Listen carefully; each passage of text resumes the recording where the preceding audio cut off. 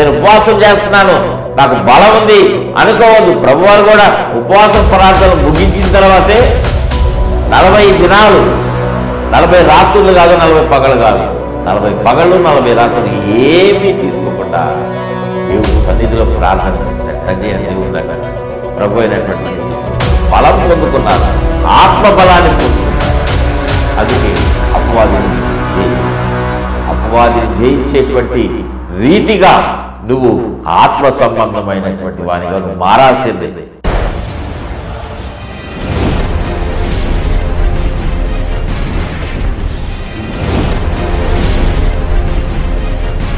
ప్రభునందు ప్రియమైన దేవుని బిడ్డలారా, యేసుక్రీస్తు వారు ఆయన దేవుని కుమారుడై ఉన్నప్పటికీ మనుష్య కుమారునిగానే ఈ లోకంలో జీవించారు కదా.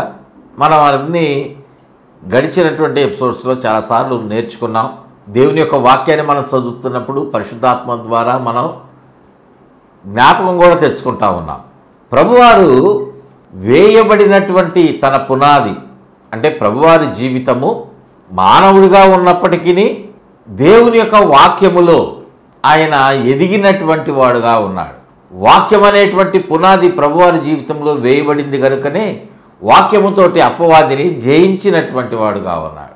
ఎందుకు ఇవన్నీ మనం నేర్చుకుంటా వస్తూ ఉన్నాం అంటే మన పునాదులు గట్టిగా ఉండాలి. ఈ మాట కొరకు గడిచినటువంటి కొన్ని ఎపిసోడ్స్లో ఈ పునాదిని గురించినటువంటి ఇంట్రడక్షన్ అంతా కూడా చెప్తా వచ్చాను. ఎందుకంటే మనం పునాది వేయాలి అంటే ఒక కట్టడానికి లోక సంబంధంగా పునాది వేయాలంటే దానికి కొంత ముందు వర్క్ అనేటువంటిది జరగాలి కదా. ఆ వర్క్ చేయకుండా భూమి మీదే ఆ కట్టుబడి ప్రారంభిస్తే అది కొద్ది కాలం వరకే ఉంటుంది. కొంతకాలం తర్వాత అది ఖచ్చితంగా పడిపోతుంది, స్థిరంగా ఉండదు. కానీ లోక సంబంధమైనటువంటి వాటి విషయాలు మనం పక్కన పెడదాం.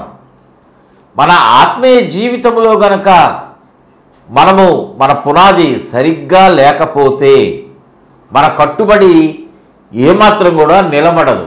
తద్వారా మనకు చాలా చాలా నష్టం అండి. ఇది గుర్తుపెట్టుకోవాలి. మనం ఎంత నష్టం అంటే మనం దాన్ని తిరిగి సమకూర్చుకోలేము. ఎందుకంటే కాలం మన జీవితంలో మన ఆయుష్లో గడిచిపోతూ ఉంది కదా, తగ్గిపోతూ ఉంది కదా. ఆ తరిగిపోయినటువంటి ఆ కాలాన్ని మరలా మనం తీసుకురాగలమా?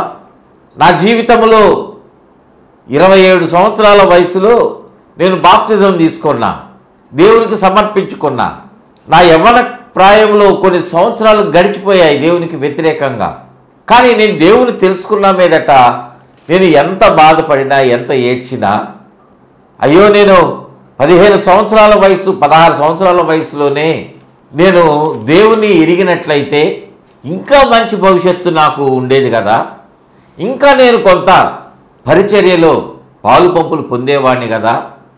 ఇప్పుడు ఆ సమయం అంతా వృధా అయిపోయింది, దానికి ఫలితం నాకు రాలేకపోతుంది కదా, ఆ ఫలం నేను పొందుకోలేకపోతున్నా కదా. అంటే ఆ పీరియడ్, ఆ సమయాన్ని నేను నష్టపోయాను కదా. ఈ ఆలోచన నాకు ఎప్పుడూ కలుగుతూ ఉంటుంది. కానీ దాన్ని నేను సరిదిద్దుకోలేను కదా. అందుకే మనము మన పునాదిని జాగ్రత్తగా వేసుకోవాలి.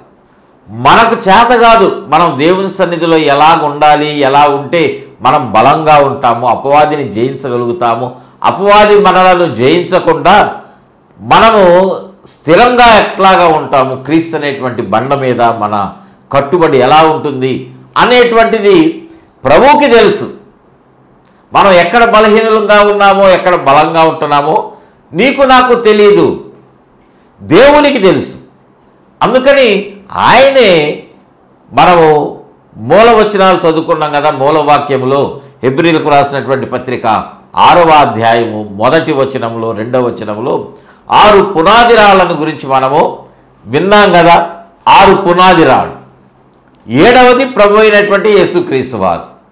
అది మొదటిది. అంటే ప్రభువారుతో కలిపితే అది 7 రాళ్ళుగా మనం వాటిని 7 పునాదులుగా మనము చూడొచ్చు.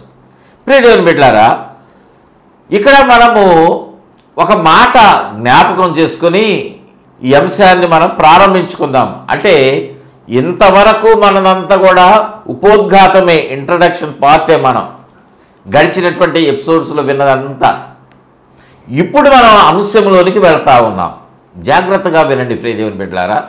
మీ దృష్టిని దేవుని యొక్క వాక్యం మీదే కేంద్రీకరింప చేసుకోవాల్సిందిగా ప్రభునామమున మీకు చేతులు జోడించి మనవి చేస్తూ ఉన్నాం. మనము దేవుని యొక్క వాక్యాన్ని శ్రద్ధగా వినాలి. ఈ మాట కూడా చాలాసార్లు వింటూ ఉన్నాం. ఈ ఎపిసోడ్స్లో కూడా వినే ఉంటాం మనం. మీ దేవుడైన యెహోవా మాట నీవు శ్రద్ధగా విని, అందుకని మనం శ్రద్ధకు దేవుని మాటలు వినటానికి ప్రయత్నం చేద్దాం. ప్రయత్నం చేయడం కాదు, విందాం. అది తప్పనిసరి, అది మ్యాండేటరీగా ఒక రూల్గా మనం పెట్టుకుందాం. ఒక అర్ధగంట సేపు, ఆ తర్వాత మన పనుల్లోనికి మనం వెళదాం. మరలా నెక్స్ట్ ఎపిసోడ్లో మనము దీని కంటిన్యూషన్ పార్ట్ మనము విందాం. ఓకేనా? అందరూ సిద్ధంగా ఉన్నారా? ప్రియ దేవుని బిడ్డలారా, ప్రార్థనాపూర్వకంగా దేవుని యొక్క మాటలు వినవలసిందిగా ప్రభునామమున మనవి చేస్తూ ఉన్నాం. ప్రియ దేవుని బిడ్డలారా, ఈ యొక్క 6 రాళ్ళు ఉన్నాయి కదా, పునాదులు 6 ఉన్నాయి కదా. ఈ 6 పునాదులు ఒకసారి చదువుకుందామా? చూడండి, హెబ్రీలకు రాసినటువంటి పత్రికలో ఎందుకు చదువుకుందామంటున్నానంటే, ఒకసారి మనము వాటిని చదివితే మనకవి గుర్తుకొస్తాయి. వాటి వరుస, వాటి భావం మనం క్రమంగా నేర్చుకుందాం. ఇప్పుడు ఒకసారి చదువుకుందాం. చదువుతున్నాం చూడండి. హెబ్రీలకు రాసినటువంటి పత్రికలో 6వ అధ్యాయము మొదటి 2 వచనాల్లో ప్రభువు తెలియజేసినటువంటి ఆ పునాదులను గురించి ఏమంటున్నాడంటే, కాబట్టి నిర్జీవ క్రియలను విడిచి మొట్టమొదటిది మారు మనసు పొందుటయు, రెండవది దేవుని యందలి విశ్వాసము, బాప్తిస్మములను గూర్చిన బోధ మూడవది, 4వది హస్తనిక్షేపణము, 5 మృతుల పునరుద్ధానము, 6 నిత్యమైన తీర్పు అని అను పునాది. అంటే ఇవన్నీ పునాదులకు పెట్టినటువంటి పేర్లు. ఈ 7వది ఎవరయ్యా అంటే ప్రభు అయినటువంటి యేసుక్రీస్తు వారు. అంటే ప్రభు అయినటువంటి యేసుక్రీస్తు వారితో కలిపితే ఇది 7 పునాదులు. ఇవి 7 కలిసి ఉంటేనే మనకది సంపూర్ణం. 7 అనేటువంటి అంకె బైబిల్ గ్రంథంలో సంపూర్ణతకు గుర్తుగా ఉంది కదా. ఈ మాట కూడా మనం చాలాసార్లు వింటా ఉన్నాం. అందుని బట్టి ఈ మొదటి పునాదిగా ఉన్నటువంటి మారు మనసు పొందుట అనేటువంటి అంశాన్ని మనము కొన్ని మాటలు మనము నేర్చుకుందాం. ప్రియ దేవుని బిడ్డలారా, విశ్వాసులకు బోధకులకు కూడా, విశ్వాసులకైతే ఈ 6 పునాదులను గురించినటువంటి మాటలు మనం కంటత పెట్టి నేర్చుకోవచ్చు. బోధకులు కూడా ఆ పదాలను 6ని కూడా మారు మనసు పొందటము, విశ్వాసము, బాప్తిస్మములను గూర్చిన బోధ, ఇలా 6 రాయబడినటువంటి వాటిని మనము వినుండొచ్చు బోధకులు చెప్పినప్పుడు. లేఖనాల్లో ఆ వాక్యం బాగుంది కదా అని దానిని మనం చదివి నేర్చుకోవచ్చు. నేర్చుకోవడం అంటే కంటతగా అది వచ్చి ఉండొచ్చు. కానీ దానిలో ఉన్న భావాన్ని, దానిలో ఉన్నటువంటి సంపూర్ణమైనటువంటి అర్థము మనం గ్రహించగలుగుతున్నామా? దేవుని యొక్క వాక్యము మనం చదువుకొని వెళ్ళిపోతే అది న్యూస్ పేపర్ కాదండి, వారపత్రిక, దినపత్రిక ఎంత మాత్రం కూడా కానే కాదు. మనం ఉదయం పూట లేచి కొంతమందికి న్యూస్ పేపర్ చదివే అలవాటు ఉంటుంది. మొదటి అక్షరం నుండి చివరి పేజీలో చివరి అక్షరం వరకు, చివరి పదం వరకు కంప్లీట్గా చదువుతారు రోజంతట్లో. మరి ముఖ్యంగా రిటైర్ అయినటువంటి వాళ్ళు, పెద్దలు ఇలాగా దానిని టైంపాస్ కోసం కానీ ఇంట్రెస్ట్ని బట్టి కానీ చదువుతారు. కానీ దేవుని యొక్క వాక్యం మనం అలా చదవం కదా. ఎందుకంటే అది చదవటం మొదలు పెడితే మనకు అపవాది చదవకుండా చేస్తూ ఉంటాడు. కానీ మనం ప్రియ దేవుని బిడ్డలారా, మనం జ్ఞాపకం ఉంచుకోవాల్సినటువంటి ముఖ్యమైనటువంటి మాట ఏమిటంటే, దేవుని యొక్క మాట మనం చదివేటప్పుడు శ్రద్ధగా చదవాలి, ఆసక్తిగా చదవాలి, నిద్రమతుకు అవకాశం లేకుండా చదవాలి, ప్రార్థనా పూర్వకంగా చదవాలి. దేవునికి మహిమ కలుగును గాక. హల్లెలూయా. ప్రార్థనా పూర్వకముగా చదవాలి. దేవుని సన్నిధిలో ప్రార్థన చేసుకొని ఈ అంశాలను మనము చదవటం ప్రారంభించాలండి.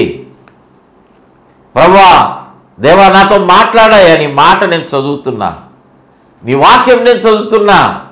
పౌలు ద్వారా హెబ్రీ సంఘానికి నువ్వు ఏ మాట అయితే వ్రాయించావో, లేకపోతే మత్తయి ద్వారా లోకానికి సంఘానికి ఎందుకు ఈ మాటలు వ్రాయించావో, పేతురు ద్వారా ఎందుకు పత్రికలు వ్రాయించారో, మోషే ద్వారా ఈ యొక్క 5 కాండములను ఎందుకు వ్రాయించారు, ఇట్లాగా బైబిల్లో ఉన్నటువంటి ఈ ప్రవక్తలు, అపోస్తలులు ఇవన్నీ వ్రాయబడినటువంటి ఆ మాటలు నేను చదువుతున్నా.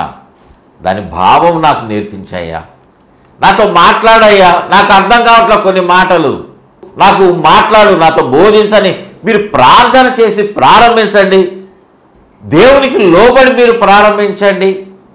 ఖచ్చితంగా దేవుడు మీతో దాని భావమును సంపూర్తిగా తెలియజేస్తాడు. మీకు అర్థం కాకపోతే ఆయన మరొకసారి చెప్పేవాడుగా ఉన్నాడు. అట్లాగా మనము చదవాలి. అలా చదివితే పరిశుద్ధాత్మ దేవుడు తాను వ్రాయించినటువంటి ఆ ఉద్దేశమును నీకు బయలుపరిచేవాడుగా ఉన్నాడు. ఖచ్చితం అండి ఇది. ఆయన ఖచ్చితంగా బయలుపరిచినప్పుడు నువ్వేం చేస్తావు అంటే జాగ్రత్తగా దానిని చదువుతావు. అది నీ జీవితంలో ఫలించడానికి ముఖ్యంగా కారణం అవుతుంది. దేవునికి స్తోత్రం చెల్లిద్దాం. హల్లెలూయా, హల్లెలూయా. మారు మనసు పొందటము అనేటువంటి ఈ మాట మనం విన్నాం. ఈ 6 ఒకటిగా ఉన్నటువంటిది మొదటిది. అయితే మారు మనసు అంటే ఏమనుకున్నాం, అసలు దాని అర్థం ఏంటి? మనం జాగ్రత్తగా వినాలి. జాగ్రత్తగా వింటమంటే దాని అర్థం ఏంటో తెలుసా? విని మనము చెప్పింది మనం చేయగలగాలి. ఇది గుర్తుపెట్టుకోండి. మనము విని దానిని చెప్పినది చేయగలిగేటువంటి ఆ అనుభవంలో మనము ఖచ్చితంగా నిలిచి ఉంటేనే మనకు దాని ప్రయోజనం అనేటువంటిది కనిపిస్తుంది. చూడండి, దీనికి సంబంధించినటువంటి ఒక మాట మనం చదువుకుందాం. నిర్గమకాండము గ్రంథంలో 25వ అధ్యాయము 9వ వచనంలో అక్కడ మోషే ద్వారా దేవుడు ఈ వ్రాయబడినటువంటి 5 కాండాలలో ఈ నిర్గమకాండము 2వ పుస్తకములో ఏమంటున్నాడు? నేను నీకు కనబరచు విధముగా మందిరము యొక్క రూపమును దాని ఉపకరణములన్నిటి రూపమును నిర్మించవలెను. ఏ మందిరము, దేని రూపాన్ని నిర్మించాలంటున్నాడు దేవుడు అంటే ప్రత్యక్ష గుడారమును. ప్రత్యక్ష గుడారము యొక్క నిర్మాణమునకు సంబంధించినటువంటి మాటలు ఇక్కడ దేవుడు మోషేకు తెలియజేస్తా ఉన్నాడు. మోషే, నీవు దానిని ఎలా నిర్మించాలో తెలుసా? నేను నీకు తెలియజేస్తాను. ఇదిగో దాని రూపం ఇలా ఉండాలి, దానిలో వస్తువులు ఇవి మీరు ఉపయోగించాలి, వెండి ఎక్కడ ఉపయోగించాలి, బంగారం ఎక్కడ ఉపయోగించాలి. అది ఆ ప్రత్యక్ష గుడారము నిర్మించబడినప్పుడు ఏ వస్తువు ఎక్కడ అక్కడ పెట్టబడాలి దేవుడు అన్ని స్పష్టంగా తెలియజేశాడు. దేవుని చిత్తమైతే ఒకసారి మనము ప్రత్యక్ష గుడారమును అందులో ఉన్న ఉపకరణములను అన్నిటిని మనము క్లుప్తంగా లేకపోతే వివరంగా ధ్యానం చేసుకుందాం. చాలామంది సేవకులు చెప్పినప్పుడు మీరు వినే ఉంటారు. పరిశుద్ధాత్మ దేవుడు మనకు సమయాన్ని ఇస్తే మనం మరలా దానిని ధ్యానం చేసుకుందాం. అయితే నేను చూపించిన విధంగా నువ్వు దానిని నిర్మించాలి. నీ సొంత ఆలోచన వద్దు, నీ సొంత తలంపులొద్దు అని దేవుడు మోషేకు తెలియజేశాడు. ప్రియ దేవుని బిడ్డలారా, నేను ఇంజనీర్ చదువుకున్నాను, జ్ఞానం కలిగిన వాడిని, ఇశ్రాయేల్ ప్రజలను నడిపించడానికి దేవుడు నన్ను ఏర్పాటు చేసుకున్నాడని నువ్వు గర్వపడొద్దు. నేను చెప్పినట్టుగానే నువ్వు అడుగు వేయాలి. నేను చెప్పినప్పుడే నువ్వు నడవాలి, నేను ఆగమన్నప్పుడు నువ్వు ఆగాలి. అప్పుడే నువ్వు నాకు లోబడినట్టు. అట్లానే ఈ నిర్మాణమును కూడా నువ్వు నేను చెప్పినట్లుగా చేస్తేనే అది ఆశీర్వాదకరంగా ఉంటుంది అని దేవుడు మోషేతో చెప్పాడు. మోషే అలా చేశాడా లేదా? చూడండి, నిర్గమకాండము గ్రంథంలోనే 40వ అధ్యాయము 16వ వచనంలో అక్కడ మోషే గురించినటువంటి ఒక మాట తెలియజేయబడింది. ఏమంటూ ఉన్నది వాక్యం అంటే, మోషే ఆ ప్రకారము చేసెను. దేవునికి స్తోత్రం చెల్లిద్దాం. హల్లెలూయా. ఏ ప్రకారం చేశాడు మోషే అంటే, నేను నీకు చెప్పినటువంటి రీతిగా, నేను నీకు ఏ రూపంలోనైతే ఆ ప్రత్యక్ష గుడారం ఉండాలని నీకు నేను తెలియజేశానో ఆ రీతిగా నేను దానిని నిర్మించాలి అని దేవుడు చెప్పినట్లుగానే ఈ 40వ అధ్యాయానికి, అంటే 25వ అధ్యాయంలో దేవుడు చెప్పాడు, 40వ అధ్యాయంలో చివరికి వచ్చేసరికి అక్కడ అంటున్నాడు మోషే ఆ ప్రకారము చేశాను. దేవునికి స్తోత్రం చెల్లిద్దాం. హల్లెలూయా. దేవుని బిడ్డలారా, మనము మన జ్ఞానంతో దానిని ప్రారంభించవచ్చేమో కానీ దేవుడు అంటున్నాడు నీ జ్ఞానంతో దానిని ముగించలేవు. నువ్వు తెలియగలిగిన వాడివే, కానీ నీ జ్ఞానం దానికి సరిపోదు మోషే. ఇదిగో దాన్ని నిర్మించడానికి నేను వ్యక్తులను నేను ఏర్పాటు చేస్తా, బెసలేలకు నేను జ్ఞానమును నేను అనుగ్రహిస్తా, అతడు దానిని నిర్మించేటువంటి వాడుగా ఉంటాడు. దేవుని బిడ్డలారా, దేవుడు తన పనులను చేసుకోవటానికి ఒక్కొక్కరిని ఒక్కొక్క పాత్రగా ఉపయోగించుకుంటాడు. దేవునికి స్తోత్రం చెల్లిద్దాం. హల్లెలూయా. ప్రియ దేవుని బిడ్డలారా, ఈ మాట మనం గుర్తుపెట్టుకోవాలండి. దేవుడు ఎలా ఉంటాడంటే, ఆయన తన జ్ఞానమును కొంతమందికి అనుగ్రహిస్తాడు, వారిని అందులో ఆ విభాగంలో ట్రైనింగ్ ఇచ్చినట్లుగా తర్ఫీదిచ్చి వారిని జ్ఞానాత్మతో నింపి జ్ఞానాత్మ పూర్ణులుగా చేసి వారి ద్వారా జరిగిస్తే అది దేవుని నామానికి మహిమకరంగా అనేకులకు దీవెనకరముగా ఉండునట్లుగా దానిని మార్చివేస్తాడు. దేవునికి స్తోత్రం చెల్లిద్దాం. హల్లెలూయా. ప్రియ దేవుని బిడ్డలారా, అందును బట్టి ఇక్కడ దేవుడు మోషేకి చెప్పాడు, మోషే దేవుని యొక్క మాట ప్రకారముగా అది చేశాడు. ఇంకా ఏమంటున్నాడు చూసారు అక్కడ ఆ 40వ అధ్యాయం 16వ వచనం నిర్గమకాండ గ్రంథంలో, యెహోవా అతనికి ఆజ్ఞాపించిన వాటినన్నిటినీ చేసెను, అలాగుననే చేసెను. దేవునికి మహిమ కలుగునుగాక. హల్లెలూయా. దేవుడు చెప్పినట్లుగా మోషే చేశాడని మాత్రమే అక్కడ మాట్లాడలేదు, కానీ అలాగుననే చేసెను అంటే కొంచెం కూడా తేడా పల్ల. 99 పాళ్ళు మోషే చేశాడు, 1% తన ఆలోచనలో తన జ్ఞానం చొప్పున చేశాడని చెప్పట్లా, అలాగే చేశాడు, అలాగే చేశాడు. అందుకే ప్రత్యక్ష గుడారము అంత చక్కగా నిర్మించబడింది. దేవునికి స్తోత్రం చెల్లిద్దాం. హల్లెలూయా. అంటే దాని అర్థం ఏంటి? మనం ఏమి నేర్చుకోవాలి అంటే, మోషే దేవుని చేత ఎన్నిక కాబడినటువంటి వాడుగా ఉన్నా, రాజనగరంలో పెరిగినటువంటి అనుభవంలో ఉన్నా, యుద్ధ తంత్రములన్నీ తెలిసిన వాడుగా ఉన్నా, జ్ఞానాత్మను కలిగిన వాడుగా ఉన్నా, దేవుని యొక్క మాటకు విధేయత చూపించినటువంటి వాడుగా ఉన్నాడు. మనం ఎలా ఉన్నాం? మన జ్ఞానం ఎలా ఉంది? మిడిమిడి జ్ఞానము, లోక సంబంధమైన జ్ఞానం కొంచెం కలిగి ఉంటేనే, కొంచెం ప్రార్థన చేస్తున్నటువంటి అనుభవంలో ఉంటేనే మనం ఏమనుకుంటామంటే, లోకంలో నేను చేసినట్టు ప్రార్థన ఎవ్వరూ చేయలేరండి, నేను చెప్పినట్టు వాక్యం ఎవ్వరూ చెప్పలేరు, నేను నడిచినట్లు ఎవ్వరూ నడవలేరు, నేనే చర్చిలో మంచివాడిని. రకరకాల ఆలోచనలు, తలంపులు. ప్రియ దేవుని బిడ్డలారా, ఈ ఆలోచన వస్తుందంటే ఏంటో తెలుసా? నువ్వు పడిపోతున్నావని జాగ్రత్తగా గుర్తుపెట్టుకోవాలి. నువ్వు తొట్టిల్లిపోతున్నావేమో, నీ పాదం జారిపోతుందేమో, జాగ్రత్త. ప్రియ దేవుని బిడ్డలారా, అలాంటి తలంపులు రాకుండా ఉంటేనే దేవుని యొక్క మాట ప్రకారంగా ప్రత్యక్ష గుడారమును మోషే నిర్మించినట్లుగా నీ యొక్క గుడారమును నువ్వు జాగ్రత్తగా కట్టుకుంటావు. ఆత్మీయ జీవితాన్ని నువ్వు దేవునికి అప్పగించుకొని దేవుని చిత్తంలో కట్టబడతావు. దేవునికి స్తోత్రం చెల్లిద్దాం. హల్లెలూయా. మనం అలా కట్టబడితే ఏమవుతుందండి అంటే, చూడండి 40వ అధ్యాయంలోనే 33వ వచనము 34వ వచనంలో దానికి సంబంధించినటువంటి ఒక రిలేషన్ వర్డ్ ఒకటి రాయబడింది. శ్రేష్టమైనటువంటి అంశం అక్కడ పరిశుద్ధాత్మ దేవుడు మనకు తెలియజేస్తా ఉన్నాడు. ఏమంటా ఉన్నాడు అంటే 33వ వచనం చదువుతున్నా, మరియు అతడు మందిరమునకును బలిపీఠమునకును చుట్టూ ఆవరణమును ఏర్పరచి ఆవరణ ద్వారపు తెరను వేసెను. అది 33లో సగభాగం. రెండవ భాగంలో వ్రాయబడింది, అలాగున మోషే పని సంపూర్తి చేసెను. దేవునికి మహిమ కలుగునగాక. హల్లెలూయా. దేవుని యొక్క పనిని మోషే సంపూర్తి చేశాడు. సంపూర్తి చేశాడు అంటే దేవుడు ఏదైతే చెప్పాడో అది తూచా తప్పకుండా మోషే పాటించాడు.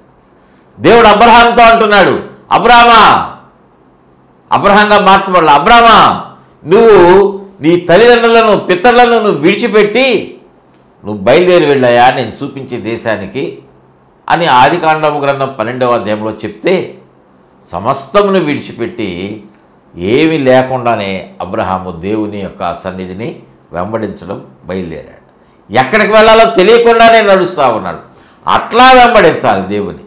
మోషేతో దేవుడు అంటున్నాడు, ఇశ్రాయేలు ప్రజలను ఈ 30 లక్షల మందిని లేకపోతే అంతకన్నా ఎక్కువ ఉంటే అంతమందిని నీవు నడిపించు అంటే మోషే తన జ్ఞానం చొప్పున నడిపించలా.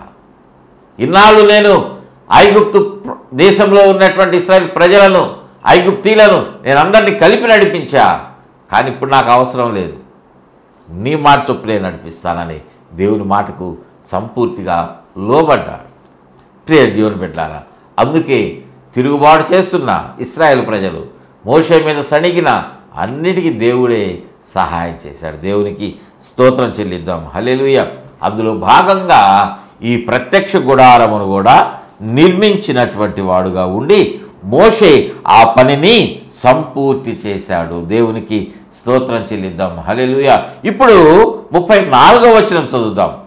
నిర్గమకాండము గ్రంథము 40వ అధ్యాయము 34వ వచనాన్ని మనం చదువుకున్నట్లయితే అక్కడ చెప్తున్నటువంటి మాట, అప్పుడు మేఘము ప్రత్యక్ష గుడారమును కమ్మగా. ఈ 34వ వచనం ప్రారంభంలో వ్రాయబడినటువంటి మాట విన్నారా? అప్పుడు అప్పుడు అనేటువంటి ఆ 3 అక్షరాలు ఉన్నటువంటి పదంతో ఆ 34వ వచనం ప్రారంభించబడింది. అప్పుడు అంటే ఎప్పుడు?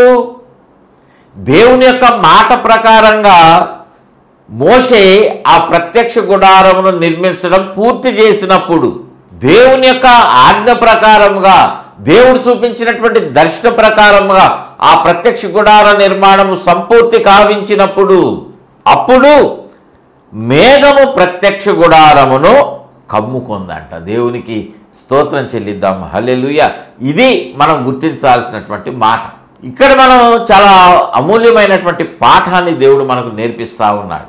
ప్రియ దేవుని బిడ్డలారా, యెహోవా యొక్క మేఘము, దేవుని యొక్క మేఘము, పరిశుద్ధాత్మ దేవునికి ఈ మేఘం అనేటువంటిది గుర్తుగా ఉంది. ఆ మేఘము ప్రత్యక్ష గుడారమును ఎప్పుడు కమ్ముకుందంట? మోషే దేవుని యొక్క మాటను సంపూర్ణముగా నెరవేర్చి మందిరాన్ని నిర్మించినప్పుడు ఆ యొక్క ప్రత్యక్ష గుడారములో దేవుని యొక్క మేఘము కమ్ముకుందంట. దేవునికి స్తోత్రం చెల్లిద్దాం. హల్లెలూయా. అంటే ఆ పని ప్రారంభించినప్పుడు కమ్ముకోలేదు, ఆ పని కొనసాగిస్తున్నప్పుడు కమ్ముకోలేదు. ఐగుప్తును విడిచి వారు బయలుదేరి వచ్చినప్పుడు వారికి దేవుడు తోడుగా ఉంటా ఉన్నాడు, కానీ వారు విశ్వసించట్లా వెళ్ళిపోతా ఉన్నాడు. దేవుని యొక్క కార్యాలు ఎప్పుడు జరుగుతున్నాయంటే సంపూర్తిగా దేవుని మీద ఆధారపడినప్పుడే, దేవుని మీద ఆనుకొని దేవుని సన్నిధిలో చేతులెత్తి ప్రార్థిస్తున్నప్పుడే దేవుడు వారికి విజయాన్ని అనుగ్రహిస్తూ ఉన్నాడు. అప్పుడు మేఘము ప్రత్యక్ష గుడారమును కమ్ముకుందంట. ప్రత్యక్ష గుడారమును మేఘము కమ్ముకున్నప్పుడు ఏం జరిగిందో తెలుసా? ఏం జరిగిందో చూసారా? అక్కడ వ్రాయబడినటువంటి 40వ అధ్యాయము నిర్గమకాండం గ్రంథము 34వ వచనం చదువుతున్నాం కదా, చివరిలో వ్రాయబడింది, యెహోవా తేజస్సు మందిరమును నింపెను. దేవునికి స్తోత్రం చెల్లిద్దాం. హల్లెలూయా. దేవుని యొక్క మహిమ, దేవుని యొక్క తేజస్సు ఆ మందిరమంతా నింపివేసిందండి. నింపివేసింది. దేవుడు తన మహిమతో ఆ మందిరమంతా నింపివేశాడు. సంచరిస్తూ ఉన్నాడు. మహిమ మందిరమంతా సంచరిస్తూ ఉంది. అంటే ఆ ప్రత్యక్ష గుడారం అంతా సంచరిస్తాము. ప్రియ దేవుని బిడ్డారా, అంటే దేవుని యొక్క మహిమ దేవుని యొక్క మాట ప్రకారంగా నిర్మాణము జరిగితే, దేవుని యొక్క ఆలోచన ప్రకారంగానే మన నిర్మాణము ముగించబడితే అప్పుడు దేవుడు నీలో నివసిస్తాడు. నువ్వు మారు మనసు పొందావు, మంచిగానే ఉన్నావు, బాప్తిజం తీసుకున్నావు, వెంబడిస్తూ ఉన్నావు. కానీ దేవుని ప్రణాళిక నీ పట్ల ఎలా ఉందో దానిని నువ్వు అనుసరించి నడుస్తున్నావా? మధ్యలో ఎన్నిసార్లు తొలగిపోతున్నావో, ఎన్నిసార్లు దారి తప్పి వెళ్ళిపోతున్నటువంటి అనుభవంలో ఉన్నావో, ఎన్నిసార్లు దారి విడచి మార్గంలో పడిపోయినటువంటి వానిగా నువ్వు ఉంటున్నావో. ప్రియా దేవుని బిడ్డలారా, ఒకసారి ఆలోచన చేయి, ఒకసారి గమనించు, గ్రహించు. నీ జీవితము ప్రభువుకి నువ్వు అప్పగించుకొని ప్రభు యొక్క చిత్తము నాకు లోబడి ఆయన మాట ప్రకారంగా నువ్వు నడిస్తే అది ఖచ్చితంగా ఆశీర్వాదమే. మనం ఎలా అనుకుంటున్నాం తెలుసా?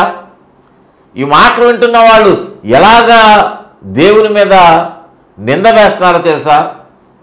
మందిరానికి వస్తే ఆశీర్వాదం వస్తుందన్నారు, మారు మనసు పొందుకుంటే ఆశీర్వాదం వస్తుందన్నారు. నేను మారు మనసు పొందాను, మందిరానికి వస్తున్నాను, ప్రార్థన చేస్తున్నాను, కానుకలు ఇస్తున్నా, అయినా నా పరిస్థితి ఏంటి, ఇంకా మార్పు రాలేదు అనేటువంటిది ఒక క్వశ్చన్ మార్క్ ఉంటుంది. ఒక ప్రశ్న వాళ్ళ జీవితంలో వాళ్ళు చూస్తూ ఉంటారు.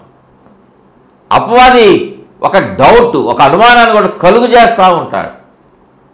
తద్వారా వాళ్ళ జీవితాల్లో స్థిరత్వం ఉండదు.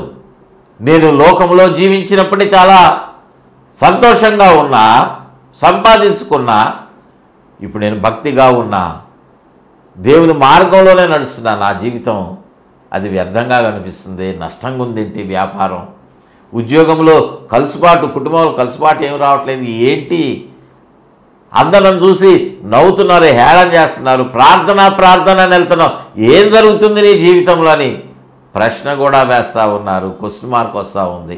తలెత్తుకోలేని పరిస్థితుల మధ్యలో నేను జీవిస్తూ ఉన్నా అని నాకు ఈ ప్రార్థన వద్దు, ఈ జీవితం వద్దని మరలా వెనుకటి స్థితికి వెళ్ళడానికి సిద్ధపడుతున్నారు కొంతమంది. ప్రార్థన చేసుకుందాం. ప్రేమ కలిగిన తండ్రి, మహాపరిశుద్ధుడా, మహోన్నతుడా, మీ మాటలు మా హృదయములో నాయన ప్రతిఫలింప చేయండి నాయన. మా జీవితాలకు ఆశీర్వాదకరంగా మీరు మార్చమని, విన్నటువంటి మీ మాటల ప్రకారముగా జీవించే జీవితాన్ని మాకు దయచేయమని ప్రభువా, ఇంకా రాబోయేటువంటి దినాలు అనేకమైన సత్యాలు మేము గ్రహించడానికి, ఆశీర్వాదకరమైనటువంటి మాటలతో మేము సంతృప్తి పడడానికి అటువంటి జీవితాలు మాకు దయచేయమని మీకే సమర్పించుకుంటూ యేసయ్య నామమున అడిగి వేడుకుంటున్నాము తండ్రి. ఆమేన్, ఆమేన్, ఆమేన్. తండ్రి దేవుని ప్రేమ, ప్రభువును రక్షకుని యేసుక్రీస్తు వారి కృప, పరిశుద్ధాత్మ దేవుని యొక్క అన్యోన్యమైన సహవాసం సదాకాలం తోడుగా ఉండి నడిపించి బలపరిచి వర్ధిల్ల చేయునుగాక. ఆమేన్, ఆమేన్, ఆమేన్. God bless you all.